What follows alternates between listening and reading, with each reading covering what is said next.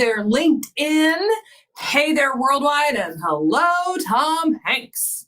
I hope everybody is doing great today. You have stumbled in to Kari's Corner yet again. And I'm so happy that you have stumbled into my corner today. We've got some really great topics that we're going to talk about today.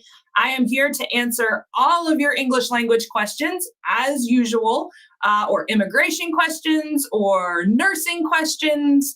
I will do my best to field all the questions, all the things. So bring on your questions today. I am here ready to answer them.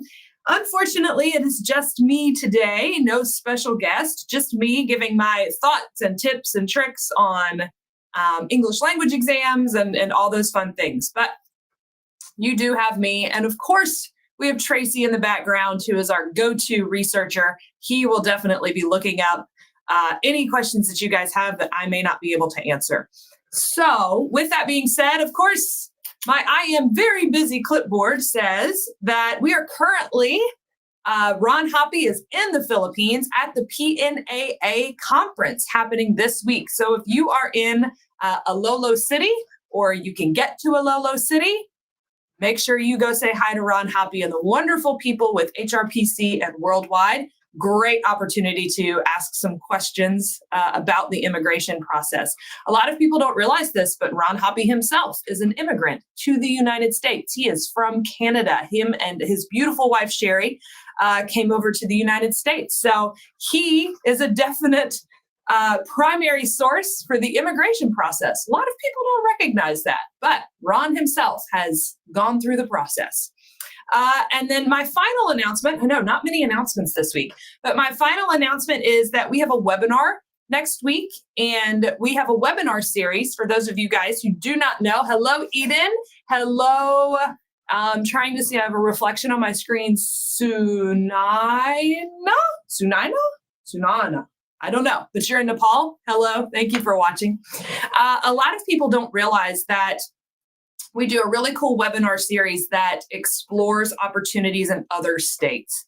And there are so many people who want to go or think that hello, thank you for watching. You have a beautiful name. There's no way I could ever pronounce it. Pauline, I can pronounce that. Hello, thank you for watching. So a lot of people when they come to the United States, they're like, I want to work in California. I want to work in New York. I want to work in Texas. I want to work in Florida. Ladies and gentlemen, that is 4 out of the 50 states that we have in the United States. The U.S. is huge. It is huge. And a lot of people don't realize that you can drive and get to other states. For example, I live in South Carolina. I drive to Florida all the time. I drive to Georgia like once a month because that's near where my dad lives. So just because my family's spread out, I drive to Kentucky once a year. That's a 7-hour drive for me. So driving places in the United States is very, very common. So don't just think in your head like, okay, I want to be in California. First of all, California is a huge state. So if you take a gym, you're like, I'm just going to take a California job, and you're all the way in the top part of California. To get to the bottom of California is going to take you like 16 hours in the car. So look at other states. You may be in Nevada and closer to your family in California than you would be had you taken a job just because it was in the northern part of California. So don't be blinded by this. I have to get a job in this state because that's where my family is. Look at the geography. Iowa is smack dab in the middle of the USA. It is right there in the middle, and it has some really great employers, some really great opportunities. It's got great weather, beautiful lakes. If you're an outdoorsy person at all, Iowa is a great opportunity for you. So that's my advice today. That's Kari's recruiting tip of the day is be open to other states. Look at the geography. When you're given an offer, look at the geography. If you're trying to be close to your family, don't just say you're going to live in that state, especially Texas. It takes 24 hours to get from one side of Texas to the other driving. It's a whole day just driving through Texas, and you're still in Texas. It's huge. Geography is super important. So hello to everybody. Hello. Well, we've got somebody in the Philippines watching. I've got Pakistan. Nadeem, you are becoming a regular. I got to give you a shout out. Shout out to Nadeem in Pakistan. Thank you so much. But we were talking about, we do have a webinar next week on Iowa. So make sure you register for that. It never hurts to get information. It never hurts, because you might learn something about Iowa you liked. But if you just completely shut it out without giving it a chance, how are you going to know? You may have just missed a great opportunity. Connecting in Cameroon, fantastic. Ethiopia. I don't know if we have ever had anyone watching from Ethiopia, Tracy. That is so exciting. Thank you so much for tuning in from Ethiopia. That is so cool. I'm so happy that you guys are here today. And of course, Cameroon, we're so excited to have you in Cameroon. Thank you for tuning in. Today, I am answering one of the biggest questions that I get. The absolute biggest questions that I get. Well, okay, to be honest, the number one question I get is, can I take the PTE? But the reason people are watching from Ireland, I don't know if I've ever had anyone from Ireland either. In Zambia, Tracy, I need to keep a world map behind me, and I need to start putting pins from where all my viewers are. Tracy, I need you to get on that. But that would be so cool to see where all of my viewers are from. And as I have new viewers, I'm going to put a new red pen or blue pen, because we're worldwide, and green, all that kind of stuff. Tracy, take a note. He wrote, great idea. Take a note. Thank you so much. So I'm so excited to have you guys here today. But like I was saying, the number one question I get is, can I take the PTE? And hello in the Philippines. I've been blessed to visit the Philippines. It is a beautiful country full of beautiful people. Thank you for watching. The reason people want to take the PTE is because there's this rumor out there that it's the easiest test. And I had Meredith on from the Pearson PTE a few weeks ago, and we tried to talk a little bit about how the PTE, is rumored to be the easiest test. Why is PTE the easiest test? Well, you know what? I decided, and actually this was Tracy's idea, what is the easiest exam to take? Which exam is actually the easiest? So that's what we're going to answer today. And I'm really excited to dive into this, because what I did was I took the top 4 tests that I'm seeing. And these top 4 tests include IELTS, of course, which is run by the British Council, OET, which is they've done a really great job of working hard to be accepted by boards of nursing, and they're a healthcare-based test. So it's of course, it should be an opportunity, right? I looked at the MET. The MET is put together by the University of Michigan, and I'm starting to get more and more questions about the MET. So if it's not on your radar, it should be. It should be, because it is accepted by CGFNS as well.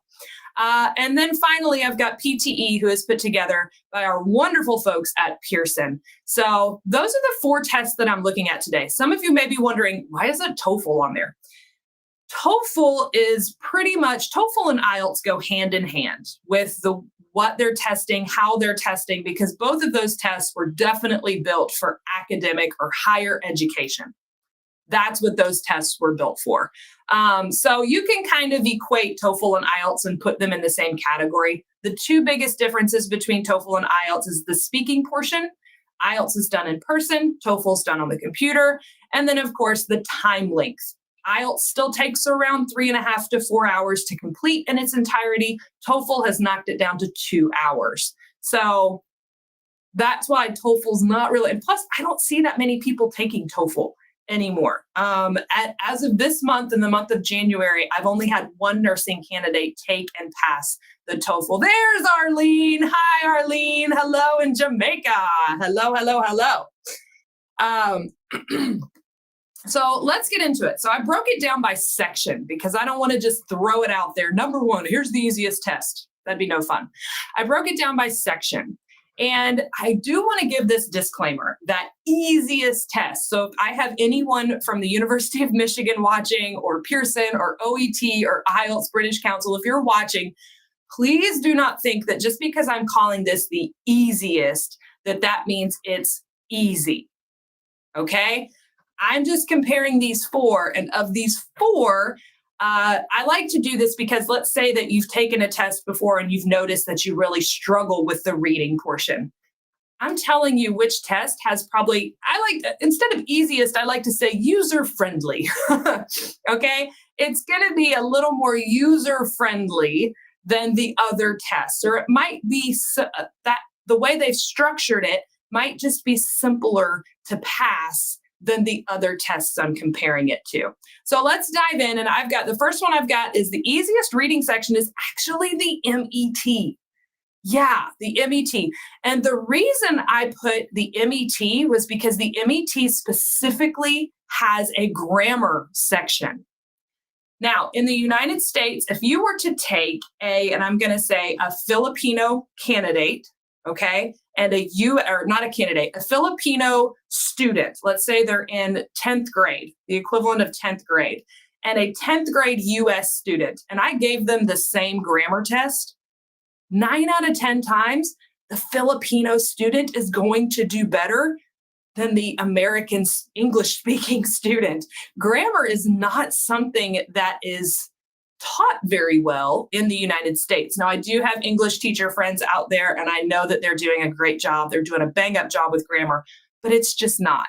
It's really fallen by the wayside in American education. So that's why I say the fact that the MET includes a grammar section, which is something that you guys have actually been taught about the English language, that's helpful. That's going to help you in the reading section. The other thing about their reading section is so much simpler. The materials they pull from are not like the IELTS. The IELTS is going to pull from a very academic, and it's very rigorous, and you don't know where it's coming from. It could be archaeology, it could be engineering, it could be math. I mean, you don't know where this article's coming from. Same thing with TOEFL. PTE is also an academic-based test. It's for gaining access into academic institutions. So it's going to be an academic style selection. It's not going to be as simple as what I've seen on samples of the MET, which shout out to the MET. I think this is great. I think it's great that you include grammar. I love, love, love that. I have to kind of scoot into my screen because my font's really small. I'm sorry. And then why not the OET? I felt like there was a lot of back and forth with the OET. Like you have to read this and then you have to go and look on another page. And there is, whereas with the MET, the questions are right next to the reading section, which that makes it really easy to scan and hop back and forth versus flipping pages. There's actually been a correlation of like having to flip pages versus putting it next to each other that can reduce the cause for error. So that's why I chose the MET for the reading section. Okay, so MET, they've got 1 point. 1 point in the MET category for easiest. All right, so the next category that I have is the listening category. And again, MET. Michigan English Test is coming in first as easiest for this portion of the exam, the listening portion. I told you guys, you got to give the MET a chance. The reason being is because their listening portion is entirely multiple choice. No other test is formatted this way. And every other test takes off points for spelling, grammar, accuracy of the word when you have that fill in the blank. So when you're listening to something and you see the question, it's so much easier to, like if you have all the options in front of you, you're listening for those options, right? Versus there's a blank. You have to figure out what goes in that blank. So that's why the MET, I selected them as the easiest, again, section for the listening section. Like I said, PTE, IELTS, those are all going to be, well, IELTS more so than PTE. PTE does a good job of kind of incorporating some non-academic listening, whereas IELTS is strictly academic listening. It's all based around what you would hear at university or college. And the OET is going to be a great opportunity as well. You're going to be listening to healthcare conversations, which that's what you're used to listening to, right? Healthcare conversations. But I feel like even in nursing, there's so many different types of nursing. You guys on here will tell me, I'm this kind of nurse or this kind of nurse. And then I have to go Google what that kind of nurse does. Because there's so many different types. So you may be listening to a conversation of nursing that you haven't heard since college, right? You have to kind of refresh your memory on what that topic is. So that can be a little difficult versus MET gives you all of the options. It's all multiple choice through their listening section. So that's why I like the MET. Please remember, if you guys have questions while I'm going through any of this, any of my presentation, please pop your questions in the chat. If you have questions about hello in Pakistan, hello Saul. If you have questions about any of these exams, if you want tips and tricks for any of these exams, please let me know. Pop those questions in the chat. You're not disrupting me. I am here to give you information. I am here to help you. Okay? I put these presentations together just to give you information. And if you have questions, I want to answer them. Thank you. Thank you, Trenton. Is the PT OKC? Not sure. Are you talking? I don't know where OKC is. Like Oklahoma City? Oklahoma? What do you mean? Can you spell that one out for me, Trenton? And then I can tell you whether or not PTE is accepted there. Happy to do that. All right, so next, not MET, the easiest writing section, in my opinion, is the PTE.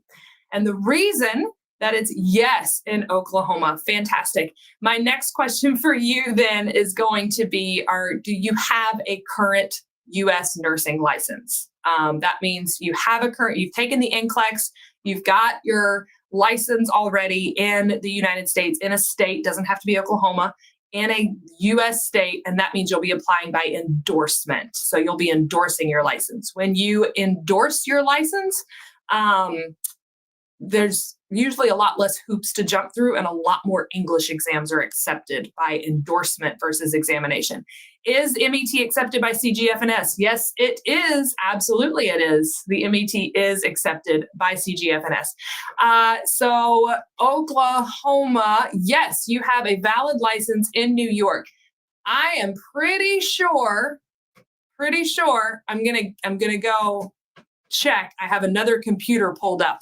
I'm going to go check Oklahoma for you as my computer sets up, but I am going to check Oklahoma for you before the show ends, okay? Kari's Corner is filmed in a corner of my office. My working computer is over there. So if you see me pop off screen, I'm just going to try to help Trenton out and pull that list up. Unless Tracy wants to pull that up. He might be able to pull that up faster than I can. So again, easiest writing section. Hello in Nigeria. Thank you for watching. Is the MET accepted? So New Jersey, if you are applying for licensure by endorsement, meaning you already have a working U.S. license, current U.S. license, I believe that yes, New Jersey. I'm just going to start writing these down so that I can pull my list up. And at the end of the show today, to let you know about the MET and the PTE. So I definitely will pull those up for you. Or I might be able to pull them up on my own computer. Actually, I can. I can pull those up for you right now. Look at that. Silly me. Forgot how friendly technology was, right? Okay, so we're looking first for Oklahoma. Oklahoma. So Oklahoma actually will only accept, hang on. If you're applying for licensure by endorsement, you may be exempt for the English proficiency exam. So that means if certain states will say you're exempt from the English exam, or they won't have an English exam requirement if you're applying for licensure by endorsement. And basically what that means is you can take any exam approved by CGFNS. Hello in Tanzania. Thank you so much. And then somebody else asked, New Jersey, 99% sure on New Jersey. Oops. On New Jersey for you. Let me double check that one. Yep, New Jersey. You're good to take the MET in New Jersey. Absolutely. see if I missed any other questions. Watching in Alberta, Canada. Beautiful. That is absolutely, I bet it's cold there. I bet it is really cold there. Which one's valid for Georgia, the OET or the MET? Saul, of course you're going to ask about Georgia. Hanny, the PTE is accepted in New Jersey. Absolutely. Georgia is one of those really picky states. There's two questions about New Jersey. PTE and OET are both accepted in New Jersey. Georgia is one of those pesky states. They require the TOEFL unless your education was conducted entirely in English. And what I mean by that is textbooks, material, everything, lectures had to be done in English. I know in the Philippines, pretty much all of their undergrad, your nursing education had to be conducted in English. That is verified by what is called a CES report. Now, real quick, CES, you'll hear that probably twice in your immigration process. And you'll hear it twice because it means two different things. So oftentimes our case managers will call what's called the Carnegie evaluation. Carnegie evaluation. Service. And that Carnegie evaluation report, sometimes your case manager will call that a CES report. Basically, that's just comparing your college education to that of the United States, making sure that it's in equivalent. So if you got a bachelor's of science in nursing at your college in your country, we compare it to the requirements in the United States. Does it match up?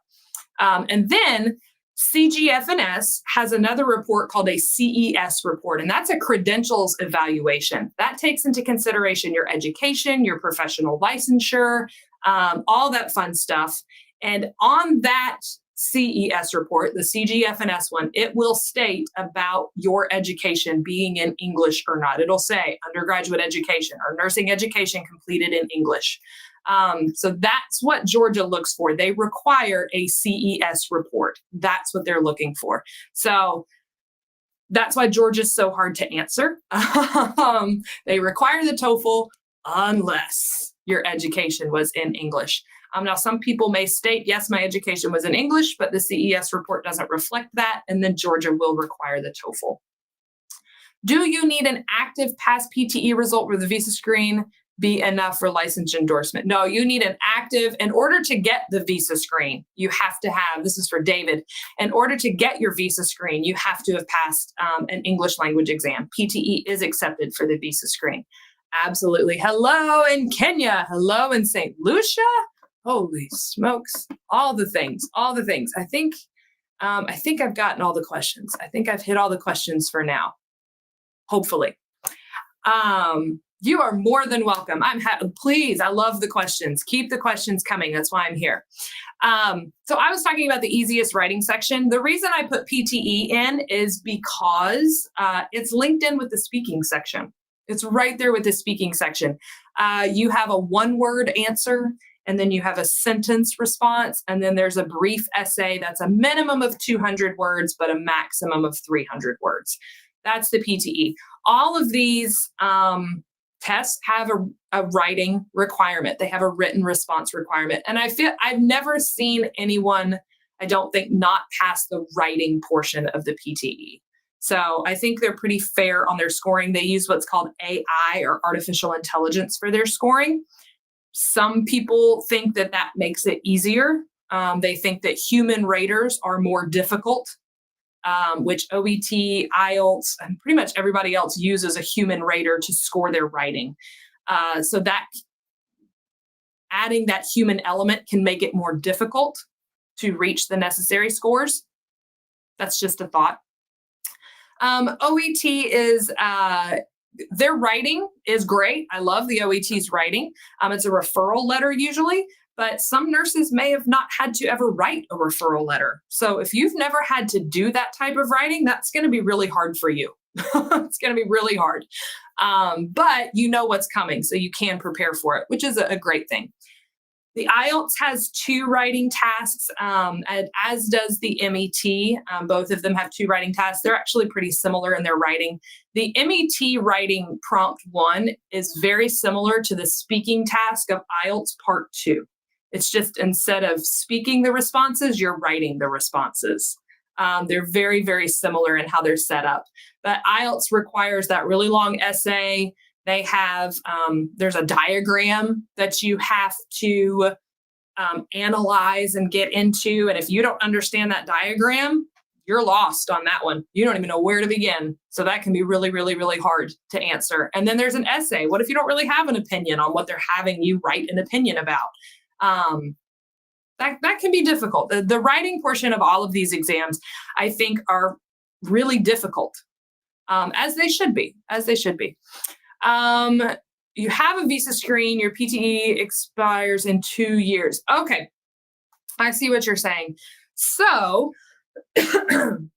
because the New Jersey board does not require an English exam as part of their licensure endorsement process. This is answering David's question. The New Jersey board does not require an active English exam as part of their licensure process, their endorsement process. Your PTE will have the life of your visa screen, essentially. So once you get that on your visa screen, a visa screen is good for 5 years. English exam results are good for 2 years, but that just means like once you pass your English exam, you have 2 years then to get it on your visa screen, right? And then it's good for the 5 years. So I hope that makes sense. Some states do require, New Jersey is not one, but some states do require, you are welcome, David, an active English exam, meaning the results have to be current, not, if it's on your visa screen and you got your visa screen, but your visa screen expired in 2020, or your English exam results expired in 2023, but your visa screen's good till 2025. Some states are still going to require that active English exam score. So it's very important to pay attention to which state you're going to. Med lab scientist in Ghana. I don't know what our hiring situation is for med lab techs right now, but Tracy can pop in the chat. He can pop in where you go to apply.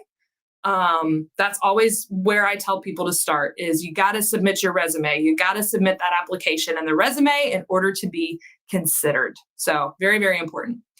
Is this criteria for a nursing candidate only for medical laboratory? So yeah, med lab techs do have to get a visa screen as well. And that visa screen requirement, it does include an English exam. Yes, for med lab techs, you do need an English exam.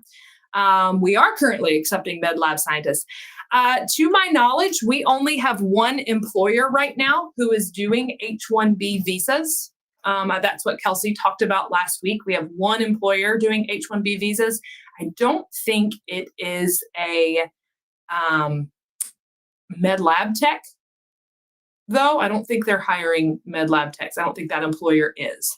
I could be wrong, but so the H-1Bs, we did a great webinar on H-1B visas. It was a couple of weeks ago. It was Ron and I think Mike Hammond did a great webinar on H-1B visas. But as that is becoming a very common question is H-1B visas. So as those questions keep coming up, I'm going to do my fair share of research on H-1B visas. I know our company is doing, Worldwide itself is doing a lot of research on H-1B visas and talking to employers. I know employers are looking at H-1B visas. So as that becomes maybe perhaps, not necessarily, but perhaps more prevalent due to retrogression, I will keep you guys updated on that. I know that that's a big question out there for immigration right now. I do understand that. How about in New York? Do you need an active English exam result? So that, again, is going to depend on, are you applying for ability by endorsement or licensure by examination? Have you already taken and passed the NCLEX, and are you already licensed in the United States? I have to know that information before I can answer those questions. So there we go. I talked about the writing section. There's David. Currently, there are 2 evaluation services that are being observed by nursing boards. Joseph Silney. How would you know which service to use? Would you know which one is your? Actually, I do. I do know the answer to that. So great question. Joseph Silney is a competitor of CGFNS. Some nurses use Joseph Silney. I will say venture out, if I was putting a statistic around it, I would say 90% of our nurses use CGFNS and 10% use Joseph Silney. CGFNS is accepted and the preferred source by all 50 states. Honestly, it just is. It's bigger, more reputable. Joseph Silney is based out of like Miami, Florida, I believe. Smaller company, but not all states accept or acknowledge a Joseph Silney. So the visa screen through Joseph Silney is called Visa for Nurses. And New Jersey is not on there for Joseph Silney. I think Joseph Silney is a little cheaper than CGFNS. I do believe, I'm pretty sure, don't 100% quote me on that. But as far as med lab techs, no. And as far as nursing, no. New Jersey is not on the list of states that accept Joseph Silney. So CGFNS is who you would have to go through. Carla, great question. Great question. Before I get onto the speaking section, I'm going to answer Carla's question because it's absolutely fantastic. Thank you for asking this question. Carla says, I'm planning to take the PTE. However, I still can't tell my final state assignment. What would you advise? Carla, I bet you're welcome, David. I bet you're probably working. We have an amazing client called DaVita, and they are all over the United States. They are spread out all over the United States. They're a great client. They're great people to work for. They really, really, really are. It's just that with DaVita, you do not know your final state assignment. You're given basically a group, right? And within that group, there's usually 4 to 6 states in that group. Like there's the Titan group, there's the Palmer group, there's the, 8 million different groups within DaVita, and they're spread out all over the United States. And there's 4, it's in geographic regions. So you have like the Northeast, you have the Southeast, you have the Midwest, you have the West. So with DaVita though, you don't learn your final placement until later in the process. So what we tell DaVita candidates is usually what happens is you email me, I look up what your group is, like what DaVita group you're in, and I look at those states and I will email you because you do have like a priority state or a preferred state. Sorry. So you do get to say, I would really like to be in this state. I don't have the statistic on how often that happens, like that you're not in your preferred state. But what I do is I send you an email that you've basically got 2 options if you're a DaVita candidate. And if you're thinking about interviewing and DaVita comes up as an option for you, great company, great option. Don't let it scare you that you won't know your final state assignment, okay? Don't let that run you away. Because like I said, they're all in the same geographic region. So you have 2 options. You could take IELTS or TOEFL. Most people would choose IELTS just because those are the most commonly accepted. Then they're going to be accepted by all the states in that region. Or you can take any exam approved by CGFNS. Most people then ask for the PTE or the OET would be the 2 common alternates. The MET should be on that list. But you run the risk of having to take another English exam. So for example, somebody just asked about Tennessee. Let's say that you're placed in Tennessee. You find out that you're placed in Tennessee, but you've taken the PTE. This is answering your question, Jobin. PTE is not accepted by the state of Tennessee. So if you had taken the PTE, you find out your final state assignment is Tennessee, you're going to have to take an exam approved by Tennessee. And for endorsement, Tennessee currently accepts the OET, the MET, the IELTS, and the TOEFL. Those are the 4 that Tennessee accepts. It does not accept the Pearson PTE for endorsement. So PTE is becoming a very safe choice. Like if there was a third, I would add to the list of IELTS and TOEFL. PTE is becoming a very safe choice. It says, Kari, please spell that group are you talking about? DaVita? DaVita is spelled DAVITA. That's who I'm talking about. DaVita is a big nursing huge. I'm pretty sure, Tracy, correct me if I'm wrong, that's handled by our HRPC recruitment team, because I think that's dialysis nursing. Pretty sure that's dialysis nursing is DaVita. Correct me if I'm wrong, Tracy, but I think I'm right. I could be wrong. Are nurse aides required? So if you're a nurse aide, no, you are not required to write an English exam. Nope, not for your immigration process. So no English exam, Phyllis, for nurse aides. Always a good thing. But I do like to tell nurse aides, if you're going to take, our recruitment team can best answer that question. Thank you so much. If you are a nurse aide, it doesn't hurt to take an English exam, and I would suggest either the PTE or the OET. It's something on your resume, right? You're an international nurse, and it's something you can put on your resume that you've passed an English exam. Always looks great, okay? It's not going to hurt you. It's going to help you, but it's not a requirement either. So I understand they're expensive, and you have other things you need to spend your money on right now. I totally get it. Thank you, meaning it doesn't hire MLTs, med lab techs. I'm not gonna like 100% say on DaVita.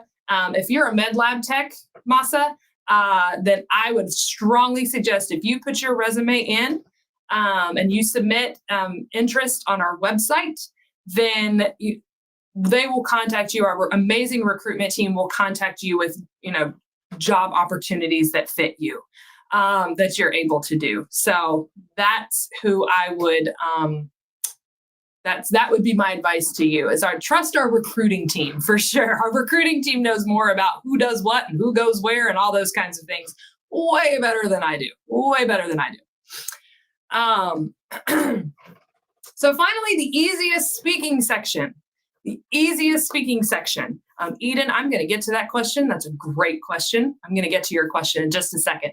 But the easiest speaking section, in my opinion, is going to go to the OET. And the reason I chose the OET was because it's what you do every day. You're a nurse and you talk to patients every day. You talk to the families of patients every day.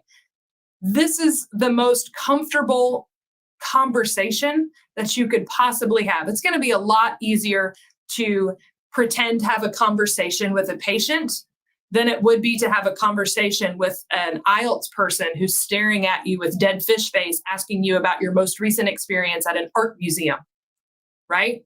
So IELTS, their speaking is, we all know, some people have nightmares about their IELTS speaking experience just because it's so much, it just can be so uncomfortable. It can be so uncomfortable. That's just the nature of IELTS. It's truly, there's a lot of pressure in that situation, but it can be done. I see it done all the time. The people who do well on IELTS are people who go in with confidence, and they go in and they're happy, and they go in and they speak like they know what they're talking about.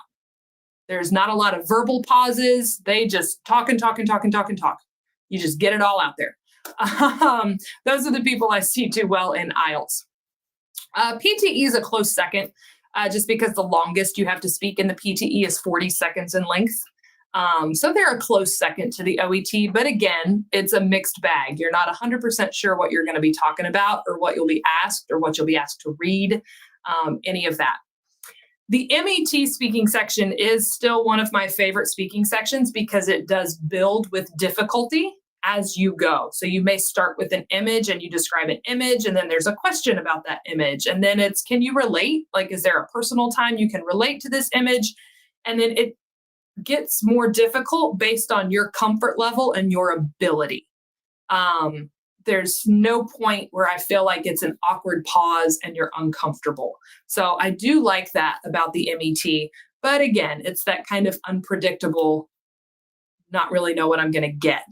How to prepare for that. Whereas with the OET, you know exactly how to prepare. You know exactly what's coming at you. And it's, like I said, something you do every single day. So that's it with the OET, or that's why I chose OET for speaking. So the winner is, of the easiest exam, none of them are easy. Now, if you're keeping tallies, MET did get 2. OET got one, PTE got one, which may shock a lot of people. It may shock a lot of people. So why do people think PTE is the easiest exam? It's because of their scoring. And it is not set by Pearson. Not set by Pearson. It's set by the National Council Boards of Nursing, our health administrators. Like it's PTE. Pearson has nothing to do with what scores are accepted. But their scoring is very granular, unlike the IELTS. And I know there are people out there who are like, I'm stuck at a 6.5 and I need a 7. But when you get that score report, they don't tell you specifically what you need to work on. It's just generic bullet points of this is where you were. What do I need to do better? Do I need more colloquialisms? Do I have too many verbal pauses? Am I speaking too fast? Am I speaking too slow? It's not specific feedback.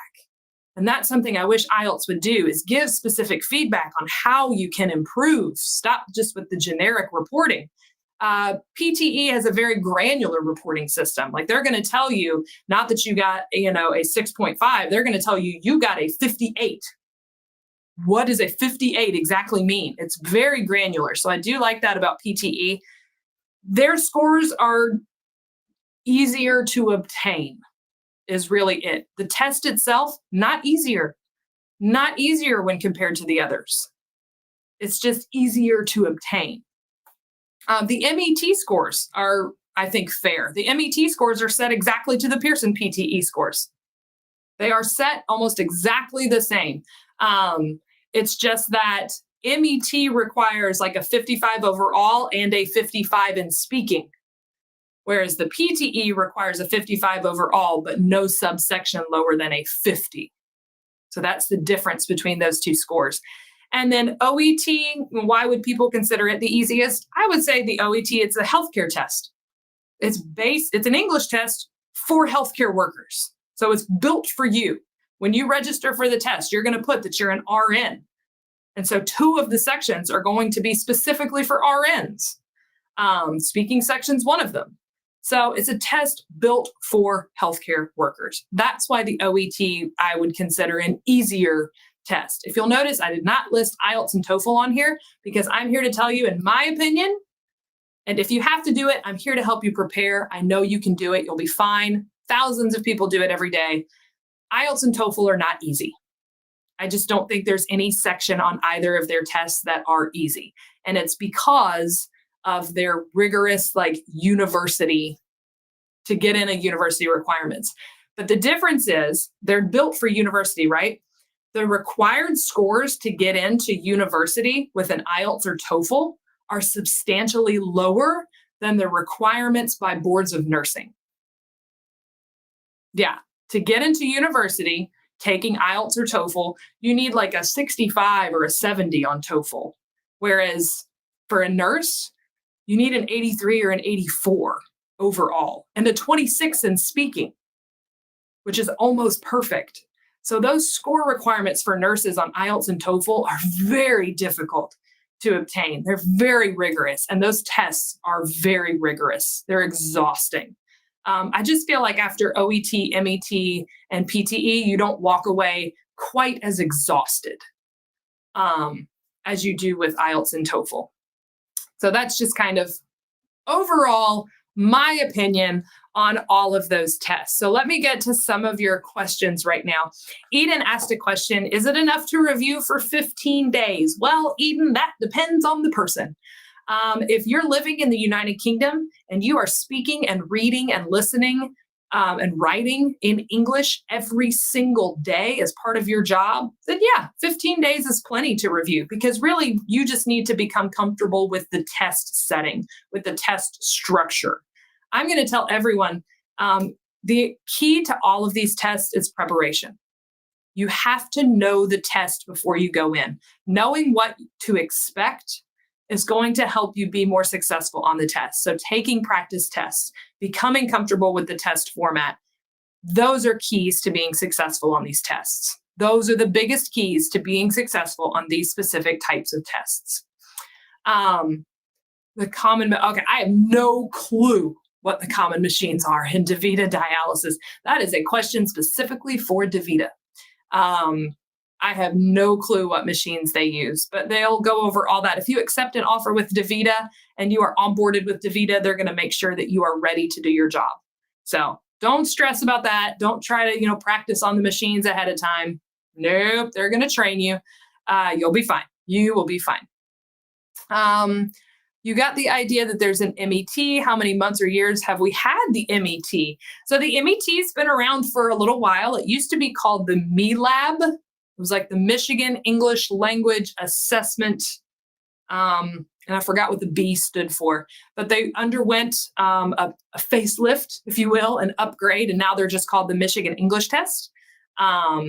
It's been around for a while, and it's been accepted by CGF&S for quite some time too, I believe.